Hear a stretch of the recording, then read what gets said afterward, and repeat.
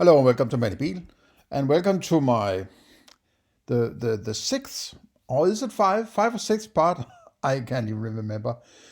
In my series on my ontology, and this time I'm going to sort of take a stab at solipsism, which you could say is also an ontology or an approach to an ontology, maybe, right?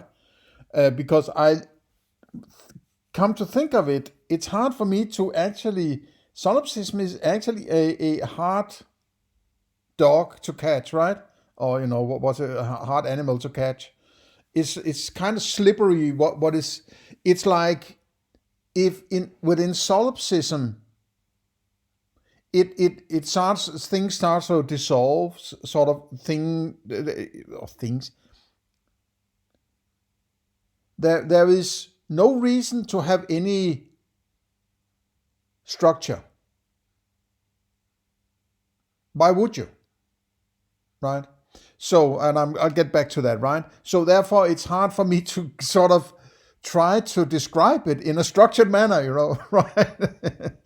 And, if you see my presentation here, you might say, what the fuck is that, right? But there's a whole point with this, right? And even the little square I'm sitting in here, right, would also be a part of this sort of floaty thing here, right? So, I don't think I could possibly find somebody who could present solipsism to me, right? Because if I'm not solipsist, I am. It gets very convoluted, right? It can almost drive you crazy, right? Thinking about infinity is nothing compared to this, right? Even the old Cantor with a mathematician, studying infinity went crazy, right? But infinity is nothing compared to thinking of solipsism, and those people, and maybe somebody like Bernardo Kastrup would say you cannot possibly work from the idea of solipsism, and I tend to have the same notion, right? But that doesn't mean that you try to avoid a particular aspect of your philosophy where you sort of traverse through the idea of solipsism. You do not necessarily, because you need to get there, I think. I mean, Descartes is basically ending up with, I think, therefore I am. That's only him, right? That is solipsist. He does not necessarily stay there. I don't believe he does so. But, he comes up with a sort of dualist approach and all that. But when you do that reduction, which I referred to in a prior chapter here, right? You are basically ending back somewhere in solipsist. But that doesn't mean you necessarily have to stay there, right? What I'm basically throwing at the plate here, and the plate is an abstraction there, right? So it's sort of almost like philosophical language. It loses its meaning also, right? But we have to do something, right? Just thrown on the plate here all sorts of phenomena, and that's basically it, right? Solipsism might arrive from the understanding or the rejection of a materialist understanding, right? Which is basically a default access to an external world that is basically a one-to-one copy of what you experience, and then you sort of reject your own experience and let that outside world be your experience, and then you try to clarify how that you have access to that experience in that thing, in that brain called mind, and so on, and you end up with a hard problem of consciousness. Those who are very strongly attached to the old Kantian idea of the dogmatic slumber he referred to when he was awoken from it by reading Hume, is possibly, I would think, the rejection of the materialist approach, right? The materialist dogma, or this freaky idea that You are in two places at the same time. You have an experience which is an immediate understanding of what is outside yourself, which is exactly the same as your experience. It's a mind fuck, right? I mean, if 99 or basically everybody on Earth works this way, I mean, to some extent it works, but not always, right? If you check out the 20th century, how many dead people for no particular good reason? It wasn't because of age, right? It was because of understandings and bad understandings, lack of understanding, rejection of understanding, appeal to what can I get rather than I don't give a fuck who's who it how many bad consequence leasing out bad consequences in order for me to get the good consequences. There I don't care who gets the bad consequences of my participation in various whatever, right? There are possibly somewhere between 500 million and 1 billion people who died for no good reason in the 20th century alone, right? Alone. For no good reason, right? I mean, I guess everybody has to die. I mean, that's a good action to work for, right? Work from. But that doesn't mean that it's fine to end people's life just out of the blue, right? And I think it's because of this paradox. It's the lack of understanding and the humility of I mean, if you understand this paradox, there's a bit more humility, but it also has to turn inward to you and say, I have to understand this by myself. I can't let somebody else, because somebody else is an experience, right? I can't let an experience tell me how experiences or phenomena work. If I'm listening to a sound that says, this is my philosophy, you have to do this, you have to do that, is ought, and so on, right? What I'm basically referring to is a phenomena. And then if I let that phenomena tell me how to understand my phenomena, I am working from a circular idea, right? That is even worse than materialism, right?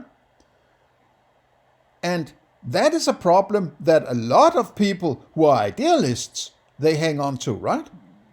They sort of become abstract, some kind of, I would say, what would that be? It would be a kind of mystic, authoritarian approach to the understanding of the phenomena, right?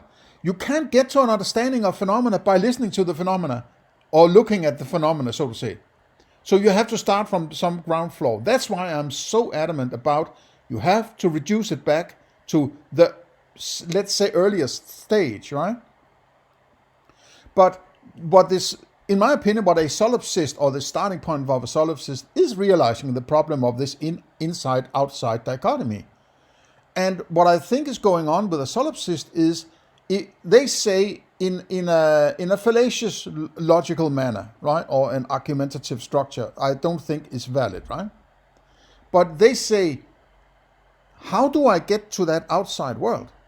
If all I have is phenomena, all I have access to is phenomena, how do I get to that outside world, right? Well, I didn't. It was just dogmatic, as Immanuel Kant said, right? It's a dogma. I've been working from that idea all my life. I'm just implanted the understanding without any clarification. And when I try to now sit here and clarify it, I can't look at my experiences, as I just said, in order to get to that point where I can say, well, of course there is an outside. So what solipsists do, or as this is my understanding, right? They say, well, if I can't get to it, why would the hell would I think it is there? Then they say, take this, what I would say is an invalid step, which is to say, then there is no outside world. They can't say that, right? If there is no outside world, you would have to experience that outside world in order to say it isn't there, right? that doesn't, because when you're talking about an outside world, you're stepping out of your phenomena. And if you are basically saying there's only phenomena, you can't get to anything out there, right? It doesn't matter how you turn it around. So you can't say it isn't there, right? It's impossible to say it isn't there, but it's also impossible to say it is there, right? That is a very, very, very important step here, right? I mean, this is a huge leap, right? If you say there is a world out there, you have to explain to me how you get to it. If you say it isn't there, you also have to explain it to me, right? Now, the point is that when people look at their phenomena, they usually come up with some kind of structure, I would think, just like I've done. And please take part 1 to get to my presentation of it, right? That they say, okay, first I have some colors, and then I have some cognitions, and then something follows, right? Something like that, just like I've done. Then why would they structurize or categorize their experiences if it doesn't really lead to anything? Right? It's like, why I'm struggling to see the reason why I would make an ontology if I'm a solipsist. And that's why I've just thrown these terms here around and pictograms in order to say, why would I structurize it? Why? And maybe it's a circular argument, I'm not really sure, right? But why would I structurize it why would I, if I have a set of phenomena, why would I structurize that phenomena? Right? It's this point where I think that most people, they simply, and just like I'm struggling to, having a grasp of why I would not attach understanding to my phenomena, right? And even if I try not to, if I was able to convince myself, I'm just coming up with shit, and therefore saying then I don't attach any meaning, and then I don't attach any structure, right? I can't help doing it. I'm simply unable, personally at least, to not give it meaning. Because first of all, I seem to need to eat, for instance, right? I can't eat the Eiffel Tower, I think, right? But I might be able to eat the beaver, right? So I am qualifying and quantifying, and, I can't help it, right? And if I'm doing that, if I keep doing that, I am ontologizing my experiences, and then at some point, I have to, personally, there might be aspects of, why are they there? Just I talk about, why do qualia all of a sudden, or usually always, actually not only usually, but always, end up in a cognitive mapping. All of my colors are mapped out in space, so to say, right?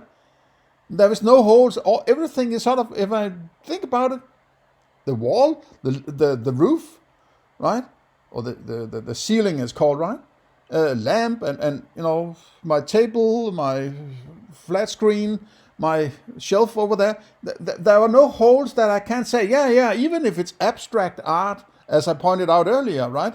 But I just qualified it as abstract art. It's a kind of cognition, right? Even though I might, if I try to subcognize what is within the frame of a potential modern art, I might not be able to get to any cognition. But then I have sort of zoomed out and say, well, I just classified all of this as modern art. Then it's cognized, classified, and put on the shelf, so to say, right? So I can't get away from this cognition. Why do I need to do that, right? If they're phenomena, or a qualia, a particular kind of phenomena, but they always end up being cognized. Why? If I try to solve that, or get to an explanation of that, the only functional thing I can do is, it's a kind of attempt at mirroring something from an external world. And my argument for the external world is contrary to potential solipsism, which would be because I can't get to it, it isn't there. I would say because I can't get to it, I'm in a dilemma, right? I mean, either it's there or it's not there. If it's not there, and I treat it as if you can do this sort of Pascal's wager kind of dilemma matrix, right? If I treat it as if it's there, but it's not there, what's the problem? What if I don't treat it as if it's there, and it is there, right? What if I treat it as if it isn't there, and it isn't there? Then I'm in alignment with it, right? And I treat it as if it's there, but it's not there. What is really the problem? There might not be a very big problem, right? But what if I treat it as if it isn't there, but there is an outside world? That might be a problem. So the category where it's a problem is when I treat it as if it's not there. That's the worst case. So I better treat it as if it's there, in my opinion, right? That's a kind of rationalization. When you run into dilemmas, you need to rationalize, right? Okay, so if you treat it as if it's there is an external world, to combine it somehow with your ontology, I would say it makes sense to make the cognitions a representation of various aspects outside my experience, which I do not have access to. Right? That gives it meaning. I mean, you can come up with your own meaning. I'm not telling you what to think. What I said earlier in this part, right? I'm just, qualia phenomena in your experience, right? That you have chosen maybe to interpret in a particular way, right? But you can't let your phenomena tell you how to understand your phenomena. You have to do it yourself. You might think that this is actually a good approach. It's much better than the one I had already, maybe, right? And if you have something to say, this is stupid ontology, man, right? I have a much better ontology. Let me know, please. Tell me, state, comment, right? Share, like, and subscribe. Give me the thumbs up, right? Please. Come on, man. You can do it, right? I just told you not to listen to your phenomena, right? It's kind of but I'm working from the axiom, right? These deeper ends of philosophy can get a little frustrating at times, right? But solipsism is bad thinking. I would say that you will end up, if you say there is no external world, then how do you get to that, right? That is an argument. There is not, right? And you could maybe even say, if you dig down in the language here, right, is actually bad thinking. You can't say that something is and then not it. You can't give it a not, right? I mean, so where did it come from if it doesn't exist? Why are you talking about it, right? So there is an appeal to an external world, an understanding already within solipsism, and you're rejecting it, right? But in order to reject something you don't have access to, how do you do that? I would say you can't do that either, right? As much as those who claim they can tell you about an external world and the ontology of it in their metaphysics, those who say there isn't an external world has the same kind of problem. It's just the opposite, so to say, right? But it's the same kind of, I have sort of been there and can tell you it isn't there. If you had to choose between the two, it's lesser of two evils, right? Which is stupidest, right? Thinking that you can say there isn't an external world if you can't access it, right? And saying there isn't an external world, but you don't have access to it. And you're going to tell me about it, right? It's basically maybe equally crazy, right? So this is a starting point of, when you're dealing with ontology, you're dealing with metaphysics and these aspects, external world, and how you approach that potential understanding, right? You have to be fucking careful, right? You have to be fucking careful, and always also because, as I have pointed out in a prior part of this series, that when you're doing philosophy, you are rubbing up against your own psychology, right? If you are in the same category, So it's very likely that what you want to be the case in your understanding, what you want to be the case is going to influence how you get to an understanding, right? But that's be careful. Don't just come up with what you want to be the case. This is also one of these fallacies that has haunted. I mean, Adolf Hitler wanted a Roman Empire. Albert Speer created, the architect who created the greatest dome in history, and it had to be in the center of Berlin, and it had to be the people's city, and these grand illusions, right? Because that was his. I bet you this is based on his feelings, his emotions, his psychology, his megalomania, and so on, right? You can't let that influence. I mean, do I need to say anymore, right? Say no more. So that's an extreme example, of course, right? But it's as closer you get to these bottom levels here, right?